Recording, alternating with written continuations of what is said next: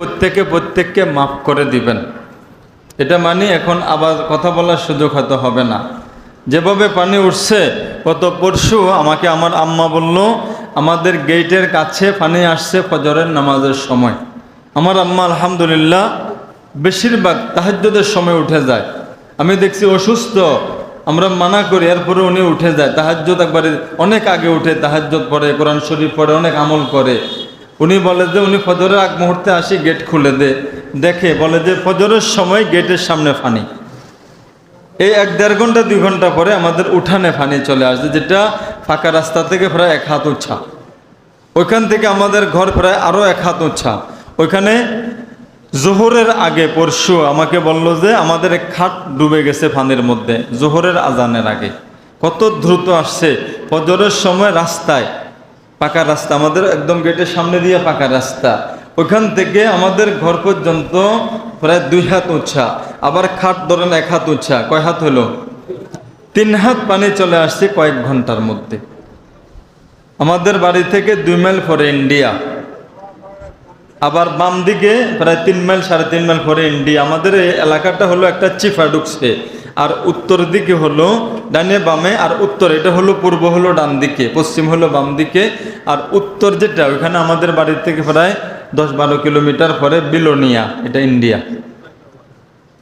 তাহলে আমরা একটা চিপার মধ্যে আছি। ইন্ডিয়া থেকে মাঝে মধ্যে পানি ছাড়ে, কিছু উঠে, কিন্তু আমি এত পানি আমার জীবনে আর দেখি নাই, শুনি নাই। 88-তে আমার বয়স ছিল 9 বছর, তখন একবার বন্যা হয়ে বাড়িতে পানি উঠছে, কিন্তু অত না। 2004-এ বন্যা হয়ে রাস্তাতে পানি উঠছে, কিন্তু বাড়িঘরে উঠে নাই।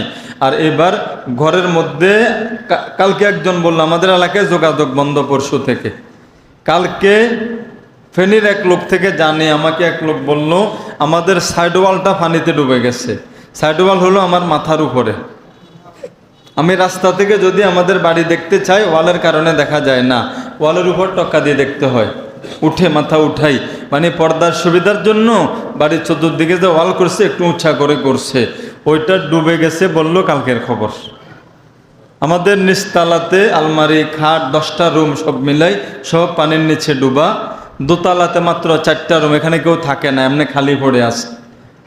মেহমান হইলেও খুব কম, আমাদের 10 রুম হইয়া আর উপরে ওরকম লাগে না, ওটা খালি পড়ে আছে। কিন্তু এখন এলাকার বহু লোক ঘর বাড়ি ডুবানো, ওনারা আশ্রয় নিচ্ছে। আমাদের বাড়িতে কিছু মাদ্রাসা একটা দোতলা ঘর আছে, ওইটায় সব এলাকা ডুবা, কোথাও কোনো আপনার মাটি বা ঘরবাড়ি পানি ছাড়া নাই। এখন এই লোকগুলা কি পরিমাণ বিপদে আছে জানারও সুযোগ নাই।